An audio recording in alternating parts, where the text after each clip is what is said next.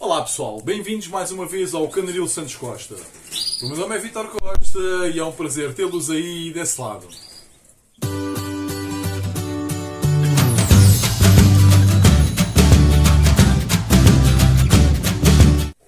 Hoje venho apresentar mais uma entrevista. A época já vai longa, já são muitas entrevistas, são cerca de 40 entrevistas a criadores diferentes, malta, de espécies diferentes, de raças diferentes. É muita entrevista, foram 4 meses muito intensos a tentar extrair o máximo de informação de todos os criadores que foram entrevistados aqui no canal. Para todos aqueles que de alguma forma conseguiram extrair alguma informação das entrevistas que aqui foram sendo feitas no canal, pá, fico super feliz, super contente, pois era esse o objetivo do canal. Para aqueles que só sabem falar mal e só sabem destruir, não sabem fazer nada a não ser essas coisas, um beijinho no ombro com muito amor, pessoal. Vamos falar de coisas sérias. Hoje venho apresentar a primeira parte de uma entrevista a um criador de aves exóticas, mas antes de aprofundar e aflorar um bocadinho que tipo de espécie de aves esse criador cria, venho falar um bocadinho no âmbito de quem é esta pessoa. A pessoa que eu entrevistei, antes de ser um criador de qualquer tipo de espécie, é um apaixonado pelas aves. Vive na zona urbana do Grande Porto. É uma pessoa que, se apanhar um pardal, uma gaivota, um pombo, uma andorinha, com algumas dificuldades na rua, é capaz de apanhar essa ave, levar para casa, tratar, até chegar ao ponto de poder libertar novamente a ave. Chama-se isto um verdadeiro apaixonado pelas aves. Esta entrevista toca-me muito, exatamente por esse fator, pessoal. Virando-nos aqui para a vertente de criador. É um criador que nos últimos anos tem-se vindo a especializar nos magelânicas, ou seja, já há alguns anos para cá que está a criar e a tentar formar uma linha que lhe dê garantias para se iniciar no mundo das exposições relativamente a esta espécie. Antes de apresentar o criador, quero-vos dizer que esta primeira season está praticamente a acabar. Eu estou aqui intensamente a fazer cerca de 2-3 vídeos por semana desde o mês de fevereiro. Estamos a entrar no mês de junho, pessoal. Estou a precisar também aqui de umas férias. Espero que a informação que eu tenho conseguido trazer aqui para o canal, que vos tenha ajudado de alguma forma ou que vos possa vir a ajudar num futuro próximo, ok? Sem mais delongas, apresento-vos a primeira parte da entrevista ao criador Luís Ferreira. Ora, quero desde mais agradecer a tua disponibilidade para seres entrevistado aqui para o canal. Eu ia-te pedir para te apresentares, ou seja, que indicasse o teu nome, onde vives e que tipo de aves querias no momento. Ok, eu sou aqui da zona do Porto e, antes de mais, muito obrigado pelo convite e por esta oportunidade de conseguir mostrar algum do trabalho que tenho vindo a fazer com estas aves, que é o Carduelis magellanica, e é a ave que eu crio de momento. Com mais ênfase. Cada vez mais focado. Exatamente. Cada vez mais focado nisso. E pronto, eu tenho 33 anos, já passei por criação de canários, nomeadamente Gloucesters, já tive outras raças ou espécies de fauna europeia. E tenho verdilhões, sim. Também tenho verdilhões siberianos, é assim que se pode chamar. São aqueles maiores, não é? De porte maior, exatamente. Exatamente. Tenho, mas pouca coisa. Ainda alguma coisa de espécies que tinha separadamente aos magellanica e fui findando de maneira que de momento, essencialmente, só mantenho os magellanicos. Estás focado mesmo nos magellanica. Já agora o teu nome? Luís. Ok. Luís Ferreira Silva. Ok. Pronto, Luís, olha, eu ia começar aqui por te perguntar se ainda te lembras da primeira ave que tiveste. E esta pergunta em ti tem toda a lógica e eu já vou dizer porquê. Ok. Esta é uma pergunta muito difícil para mim, porque foram várias ao mesmo tempo. Portanto, eu sigo este hobby, no fundo, por parte do meu avô, já falecido hoje, de maneira que desde muito cedo que andava no pombal do meu avô, de maneira que foram os primeiros primeiros pássaros, que assim se pode chamar, que causaram mais impacto em mim. Foram os pombos, exatamente. Exatamente. Eu na altura já fazia híbridos de pintacilgo com canários, que eram passatempos muito usados na altura, a captura de pintacilgos e todas essas aves como os lúgares. Eu penso que grande parte dos criadores começaram por aí, ou seja, numa primeira fase de apanhar aqueles passaritos, os pintacilgos, as milharinas, os pintarrojos, os lugos, os bardilhões, por aí fora, claro. Olha, outra situação. Qual é que foi a primeira espécie ou raça que tu tiveste em que conseguiste fazer com que criasse? Com que criasse isto mais virado para a fauna, no fundo?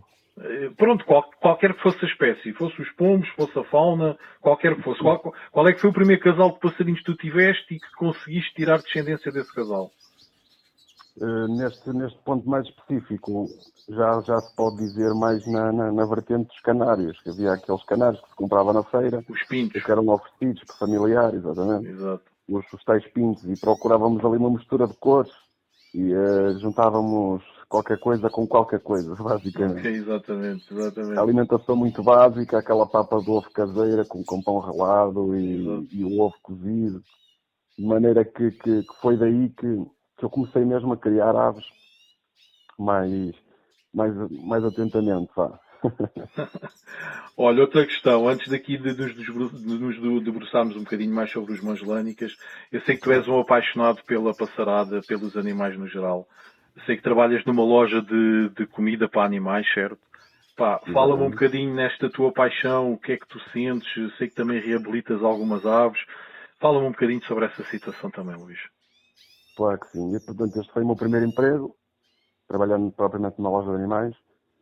Com 18 anos, saí, depois, passados 3, 4 anos, enveredei para outra vertente, que no caso foi a segurança, e agora, recentemente, isto já há 4, 5 anos, voltei ao mesmo ponto de partida e estou na mesma loja por onde comecei. Trabalho com animais, vendo produtos para animais, é uma loja de animais, no fundo, e é o meu trabalho hoje em dia, é o meu emprego, e à parte disso, faço recuperação de aves, porque acredito que é possível ajudarmos um pouco daquilo que conseguimos, dentro das nossas possibilidades, de acompanhamento veterinário, principalmente, e porque, sem querer afetar ou criticar algum centro ou alguma entidade, são aves que, propriamente, como os pardais, ou pombos, ou gaivotas, são aves de grande abundância. De maneira que, a nível de recuperação, não existe grande importância nesse fator. São aves um bocadinho consideradas como secundárias, não é? Exatamente. Exatamente. São consideradas, algumas delas já consideradas pragas. Portanto, são aves que, entrando num centro de reabilitação, salvo algumas exceções, no caso de gaivotas, que existe, julgo, ali em Aveiro, um centro que faz mesmo a recuperação de gaivotas de qualquer espécie. E, à parte disso, há aves com asas partidas, que já não conseguem voltar a voar. Ano passado consegui fazer com que uma voltasse a voar. Tenho o processo todo catalogado, com fotografias, acompanhamento. E é muito gratificante para mim, principalmente. E o resto são tudo aves pequenas, que tenho cuidado de as criar à mão e depois soltar em zonas ou com abundância de alimento e água, acima de tudo, porque se houver só alimentado não tem propriamente força ou vontade de deslocar grandes distâncias para procurar água, porque fica desorientado naqueles primeiros dias, de maneira que... Mas é assim, tu fazes esse trabalho todo de forma voluntária, ou seja, tu não trabalhas para nenhuma instituição, não trabalhas para nenhuma clínica, tu fazes isso de forma voluntária, ou seja, tu te paras com uma ave enferma na rua, agarras na ave, levas para casa e tentas tratar da melhor forma até chegar ao dia em que a libertas novamente, certo? Exatamente. E já há alguns anos que faço isto, já desde muito pequeno, reunia caixas, com 5, 10 anos, reunia caixas no meu quarto com toda a quantidade de animais que se possa imaginar.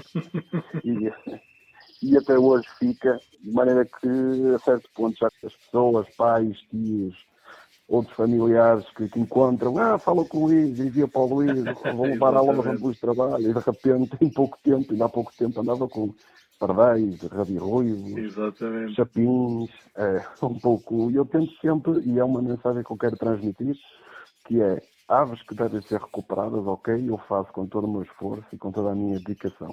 Mas o ponto principal que deve ser sempre tomado por atenção é que as aves onde são encontradas, eu digo sempre às pessoas que me dizem, estou aqui com uma ave, encontrei, coloquem a ave numa zona onde ela consiga estar minimamente protegida, numa árvore, que ela vai chamar pelos pais, sendo ela bebê, vai chamar pelos pais e assim é criada naturalmente. Isto é natural, há aves no estado selvagem com 20 dias, algumas antes, 20 dias estão a saltar do ninho, porque é um instinto selvagem. Portanto. E depois aquilo é um processo natural, mesmo que algumas se percam, que são muitas por ano, faz parte, ou é alimento de uma ave rapina. Faz parte da natureza, é normal, exatamente. Claro. Agora, quando elas são vítimas, entre aspas, da cidade, não é? Do nosso ambiente, ou da nossa grande cidade do Porto, não é? No fundo, que aí sim, tento agir da melhor maneira, tento perceber o que é que se passa, acompanhamento veterinário, está tudo ok, se tem alguma fratura, alguma coisa do género, e depois faz o acompanhamento normal da alimentação. Espetacular, Luís, espetacular. Só te posso parabenizar por essa tua atitude. Muito fixe, muito fixe. Muito obrigado. Olha, vamos então falar aqui um bocadinho dos Magellânicas. Eu ia-te pedir para que me dissesses de que continente, que país vem e como é que despertou o teu interesse nesta espécie. Portanto, isto foi muito por parte do meu grande amigo e comum, do Nelson. Do Nelson Lopes. Porque eu sempre tive esta paixão de criar fauna mais europeia, obviamente. E de maneira que o Nelson já criava estas aves e certa parte da fase desta criação quis acabar com a raça e dar continuidade mais aos glossas, no fundo. Exato. E eu aproveitei e comecei por aí a iniciar casais e a fazer casais. Portanto, é tudo aves nacionais, à exceção de uma ou duas linhas que têm de criação, que já são aves que vieram de Itália, propriamente Reggio Emília. E pronto, e comecei a fazer esse tipo de trabalho. Ok. Olha, e são originárias de que país? No seu habitat natural, onde é que podemos encontrar essas aves? Aquilo começa ali no Brasil, que é o chamado Pintacilgo ou Pinheirinho, por exemplo. O nome comum deles lá, o Pintacilgo do Brasil, e pode estender-se até a Argentina. Isto é uma ave que tem até 12, salvo erro, 12 subespécies, e aqui eu crio é o mais próximo a ictéricos, no fundo.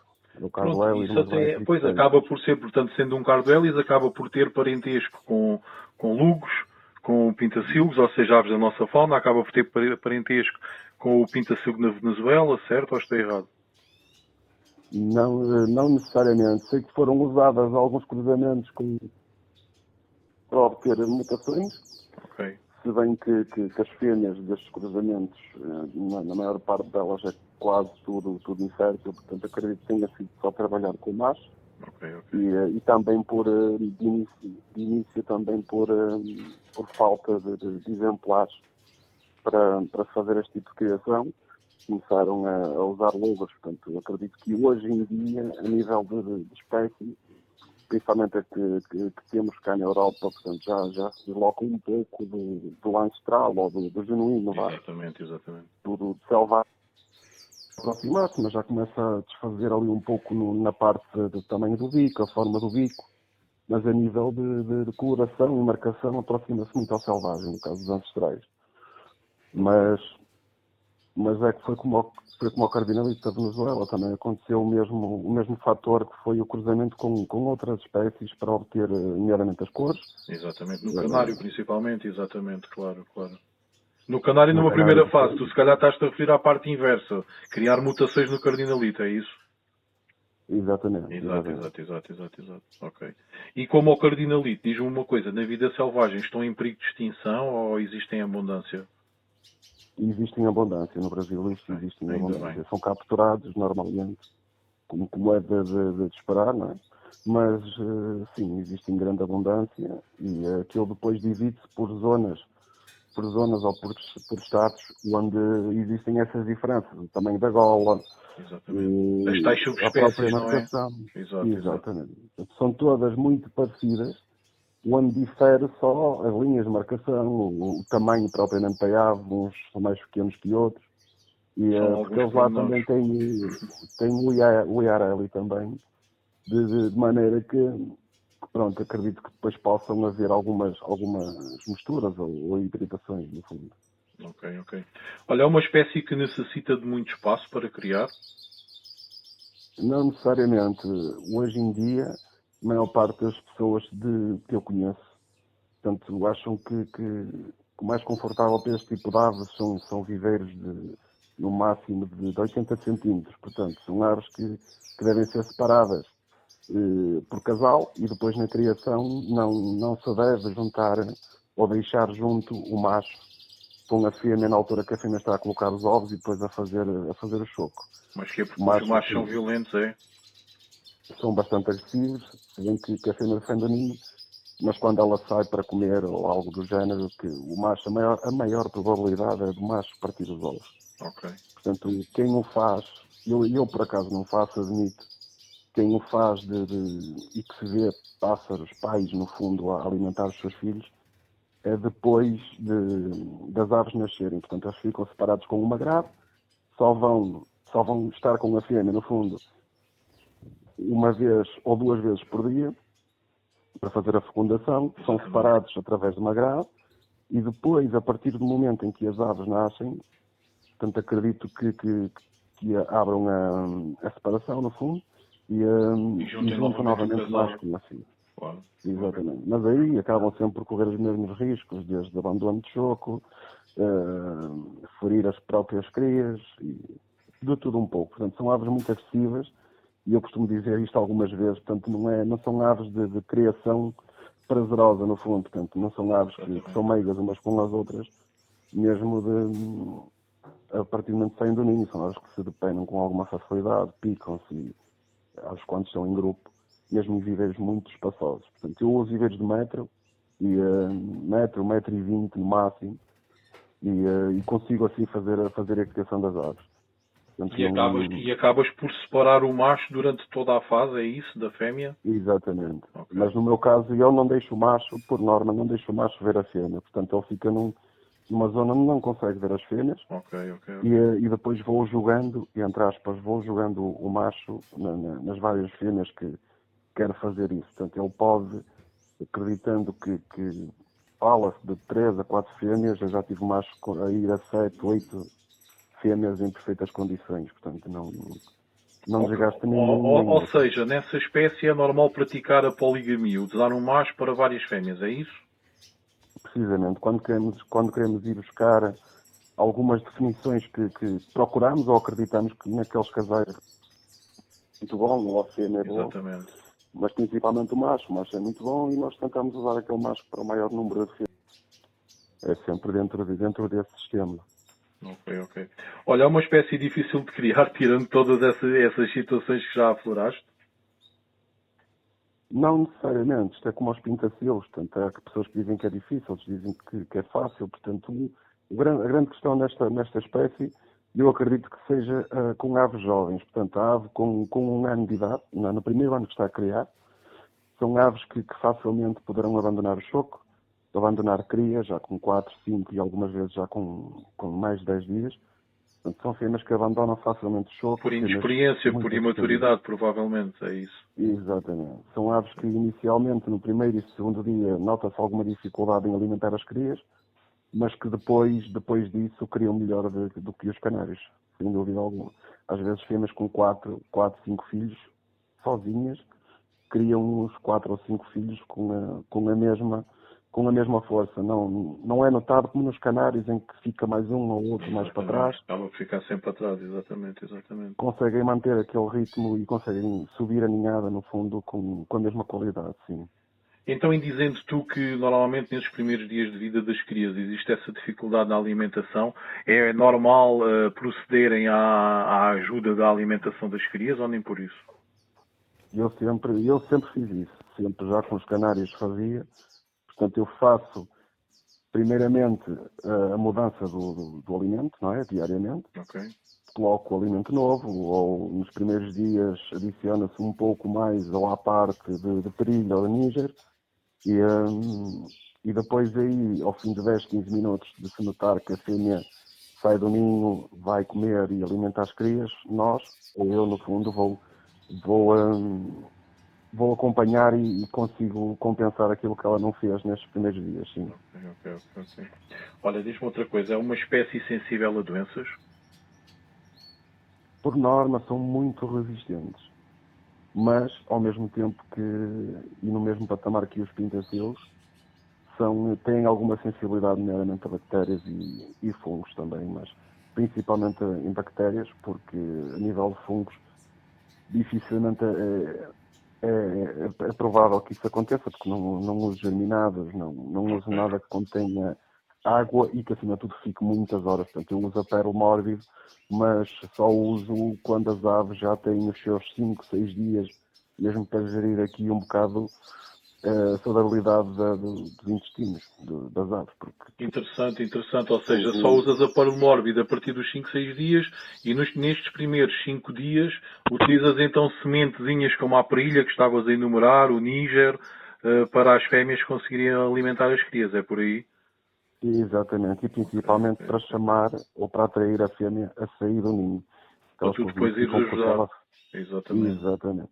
Se tiver a alimentação normal dela, por norma, não saem com facilidade dos ninhos. Portanto, à partida que percebem que foi mudada a guloseima, vá. Vão na curiosidade, exatamente. Exatamente, sim, faz sentido. Olha, em termos de muda, tem uma muda de pena normal ou uma muda de pena agressiva? Ou seja, costumam ficar todos descascados ou nem por isso, é um bocadinho como aos canários? É um bocadinho como aos canários, nesse sentido. Nota-se que, pronto, picam-se. Temos essa dificuldade nesta espécie, mesmo colocando as espigas de painço ou outros métodos, como corda de sisal, esse tipo de métodos que se usa já até nos canários. Mas, efetivamente, picam-se, principalmente macho com macho, os mesmos da tenra idade. Já se nota ali uma agressividade diferente das outras aves. Eu já criei carduelas, ou pintacilgo, no fundo. É diferente. O pintacilgo é mais meigo, os magelânicos são mais agressivos. Portanto, vê-se aves com falhas de penas na cabeça, algumas no dorso, mesmo que não estejam com os pais, adotivos ou não, que acontece, sim. Mas tem uma muda tranquila, sem qualquer tipo de problema. E sinto que tem uma muda mais rápida do que os canários, no fundo. Ok. Sim, isso sim. É uma espécie sujeita a registro no ICN, certo? Não, ok. Mas lânicos não, está na mesma categoria dos cardinalitos. Ok. Ou seja, está na vertente ali dos exóticos que não há necessidade de efetuar registro no ICNF. Ok. Exatamente, ainda não. No Brasil é obrigatório. E existe o registro no IBAMA, no fundo deles. Tem lógica, até porque sabe a originária do Brasil, tem lógica para evitar capturas ilegais e tudo mais, acaba por ter alguma lógica. Exatamente. Funciona assim, exatamente. Olha, diz-me outra coisa, em termos de mutações, trabalhas algum tipo de mutações ou estás só a trabalhar mesmo ancestrais?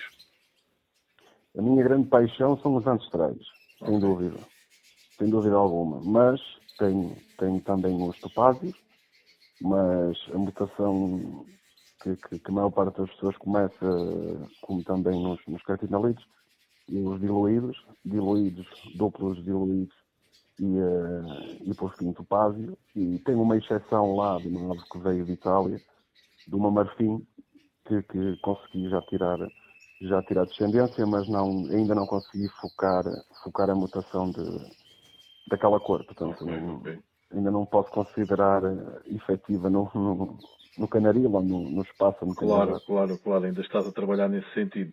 E diz-me uma coisa, nessas mutações que tu tens, existe alguma que tu sintas mais dificuldade em criar? Não necessariamente. Isto aqui, existe um fator muito importante que pode ser falado, que é o simples facto de, quando trabalhamos com portadores com ancestral, nomeadamente, saem aves que são, por exemplo, neste caso, neste cruzamento específico, saíam topázes fêmeas e depois ancestrais. O que é que acontece? Quando saem ancestrais e topázes no mesmo ninho, de um modo geral, os topázes são descartados pelas mães, adotivas ou não. Portanto, não sei se terá alguma ligação com o facto de terem olhos vermelhos nos seus primeiros dias de vida, mas sei que também acontece nos canários, com os albinos, com os Sim, os índios por norma são sempre menos resistentes, são aves mais enfermas, mais pequeninas, mais fracas no sistema imunitário. Até tu, o que é que fazes nessa situação? Tens que ter amas, certamente, certo? Para separar as crias topázio das crias ancestrais. Exatamente. Por norma, tento sempre que não seja obrigado a fazer isso, a retirar as aves. Mas, em último caso, sim. Retiro a que tenho em menor número no ninho e coloco noutros. Mas sim, sempre com o auxílio de amas. E este ano, por exemplo, foi um ano que foi, ou que está a ser gratificante para mim, graças às amas, porque as fêmeas, este ano, maioritariamente novas, abandonavam choco ou abandonavam as crias. Portanto, tinha sempre de ter um apoio das amas. Exatamente. E ao contrário do que se possa dizer, que há pessoal que acredita que ok, só devem ser ou Fifang ou os raça espanhola, as aves utilizadas como amas. Faz sentido, têm o bico mais pequeno, são mais atenciosas, criam muito melhor do que as outras aves, mas de um modo geral, acho que qualquer canário pinto, no fundo, que cria perfeitamente bem essas aves. Sim, podem ter alguma dificuldade nos primeiros dias, mas é como qualquer outra espécie de canário, porque tem um bico mais pequeno. Existe este mito, provavelmente mito, de que por terem um bico mais pequeno que tem maior dificuldade. É por aí. Eu também já queria pinta-silgos há uns anos e já na altura eu usava os raça espanhola ou Five Fancies também, às vezes também usava os Five Fancies exatamente por causa disso. Como tinha o bico ali mais bicudezinho e mais pequenino, e como as crias dessas raças, principalmente os pinta-silgos, são muito pequeninas dos parvo, são muito pequeninas durante os 2, 3, 4 primeiros dias, havia uma grande dificuldade e então havia sempre esse, talvez mito ou não, mas o que é certo é que eu sempre usei, nunca experimentei outras raças. De utilizarmos então a raça espanhola, que é aquela que se considera mesmo a melhor, ou então até os Five Fancies também para ajudar. Então pronto, mas estás-me a dizer então que usas amas, certo? Utilizas para amas, utilizas canários, certo? Exatamente. Mas não vais muito à raça espanhola ou outra raça, ou seja, se tiveres um canário pinto, é esse canário que te serve como ama, é por aí. Exatamente. E tenho também fêmeas de híbridos, daquelas que a malta não quer. Que normalmente costumam-se dizer que são muito boas mães, muito boas madrastas, exatamente. E são muito boas mesmo. Exatamente. São muito boas mesmo. São muito próximas aos maslânicos ou aos pinta-silvos, no fundo. Certo. Portanto, a nível de criação. Portanto, funciona muito bem mesmo. Ok. Olha, és sócio de algum clube? Do Clube Ornitológico de Santo Tirso, sim, aqui da Zona Norte. Ok. Costumas pôr as tuas aves? Se sim, em que exposições é que costumas participar?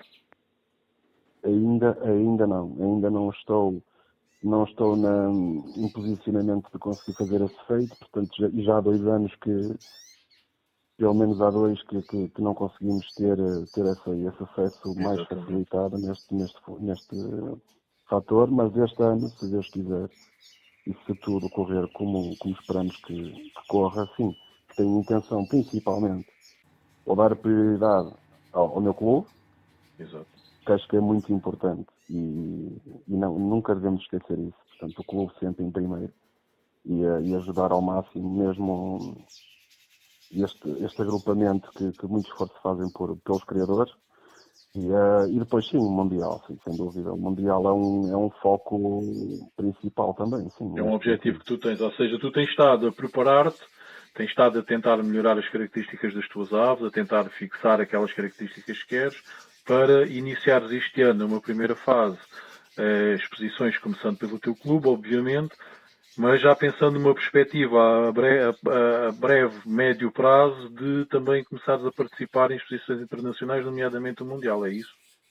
Exatamente. Acho que é muito importante para um criador ter uma base, e aqui saindo um pouco de toda esta mística de competição que existe, como todos sabemos, de clubismos e amizades e tudo o que engloba, principalmente imersolotas, nota-se muito isso, canais de deporte no seu geral, que esta grande competitividade e algumas notadas já injustiças, não é, no fundo, Exatamente. ou pelo menos os criadores sentem isso, no seu modo geral, mais nos canais de deporte, nem tanto nas cores, porque acredito que há muito mais a nível de criadores e aquilo dilui-se ali um bocadito.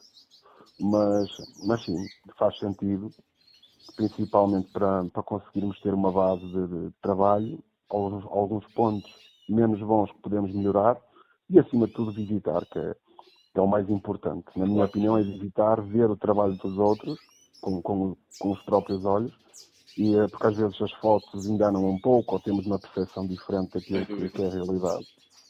Mas fisicamente e na realidade é mais importante ver isso ao vivo do que em fotografia, no fundo. Sim, é muito importante até para fazer a comparação com aquilo que nós também temos na nossa casa, não é? Eu penso que a grande vantagem das exposições, a meu ver, são duas. Uma é este fator que estamos aqui a referir, que é a comparação daquilo que os restantes criadores da mesma espécie, da mesma raça, têm, para nós verificarmos também a que nível estão as nossas aves. E o ponto número 2, eu penso muito importante e ponto de parte de todos esses fatores que estavas a falar, da rivalidade, da competição, são as amizades. Ganham-se muitas amizades também se frequentares no mesmo ano ou durante 2 anos 4 ou 5 ou 6 exposições em que encontras sempre ali em comum 3 ou 4 ou 5 criadores, acabas por criar ali uma amizade. Eu posso falar, foi assim que eu acabei por conhecer o Nelson, e como o Nelson, vários outros criadores, tanto do norte do país, como do centro do país, como do sul do país. E penso que isto é muito salutar, é muito bom, muito bom. Sem dúvida, para as pessoas que gostam disto, deste mundo todo que engloba os pássaros, portanto, reúnem mais ou menos as mesmas características que nós, no fundo. Certo. E passam pelas mesmas dificuldades, de maneira que se vai criando quase uma irmandade. Existem pontos em comum que provocam, exatamente. À parte das competições e de tudo isso, cria-se uma irmandade entre ajuda e entre pessoal que gosta do mesmo que está a fazer, no fundo, que é criar aves. Sim. Sem dúvida. Olha, vamos focar-nos aqui um bocadinho na alimentação. Como é que tu trabalhas a alimentação? Administras a mesma alimentação durante todo o ano ou vais alterando consoante a fase da época? Neste sentido, não. Eu dou sempre a mesma alimentação. Reforço, como já disse, na altura das crias, nos seus primeiros dias, ou quando as fêmeas estão em criação, mas, do modo geral, e aqui contrariando um pouco do normal, mesmo lá, ou pelo que se vê no estrangeiro, em que a malta só dá alpista, salvo alguma exceção, mas dão alpista com parilha no máximo, portanto isto o ano inteiro, e fazem alimentação base, e eu neste sentido não faço isso. Portanto, acredito que as aves devam ter uma alimentação elaborada, ou muito completa, e aí sim faço alpista com parilha, esta alimentação base que é colocada nos comedouros comunitários ou comuns, às aves que estão ou em voadeira ou em criação. E à parte disso, diariamente, ou dia sim, dia não, quando quero fazer aqui alguma paragem ou alguma limpeza do organismo,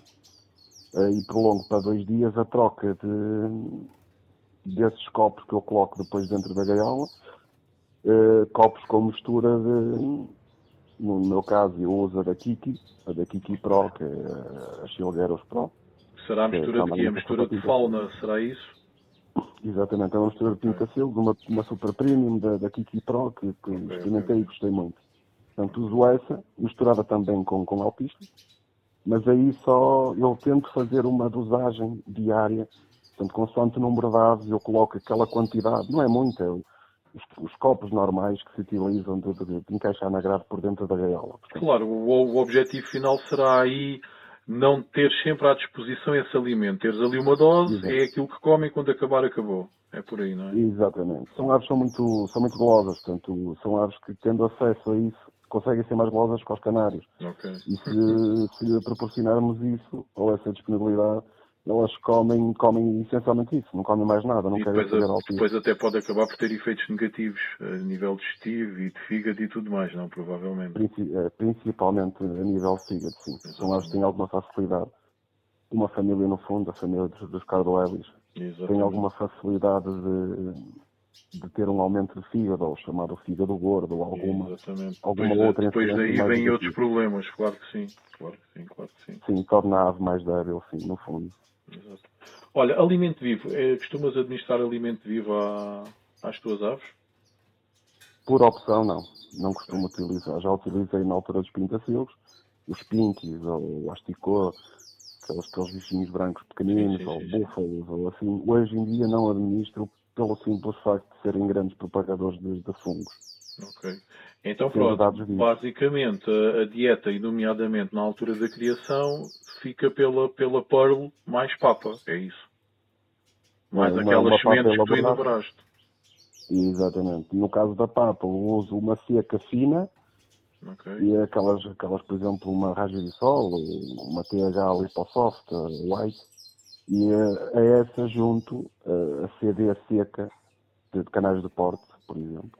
Misturo essas duas, adiciono um pouco de fónio, que é muito importante para a alimentação deles também. Fónio, pouco de níger agora na muda, por ter alguma guloseima, que são as que vão, como estão em grupo, pegam-se a rivalidades, há aquelas picardias de eles se picarem uns aos outros, e aí tento compensar um bocadinho de gordura mais para não emagrecerem com grande facilidade, sim. Mas é a base disso, e depois tanto a pérola como o brócolis, na minha opinião, sendo este o mais importante, mas em qualquer espécie de ave que eu possa comer, no fundo. Portanto, é um alimento muito importante que consegue dar um brilho e uma cor às aves fora do normal. Portanto, Ok, acabas então por dar a Pearl à parte, não misturas nas papas, como se vê muitos criadores a fazer, é isso? Não, porque aí acredito, como já passei por isso, acredito que é o maior desperdício. Portanto, no fundo, a papa, a ave, na minha opinião, a ave deve ir só ao comedor da papa quando quiser comer papa. Ela vê a papa, quer comer a papa, tem aquilo à disposição, não há desperdício, porque quando a pele é misturada na papa, a própria ave, ao alimentar-se naquele comedouro, vai desvastar o comedouro para encontrar aquilo que mais quer. Portanto, eu evito fazer esse tipo de misturas, sim. Ok. Olha, em termos de administração de suplementos vitamínicos, minerais, proteicos, tens por norma administrar este tipo de produtos na água de beber ou nas papas? Acima de tudo, tento fazê-lo na água.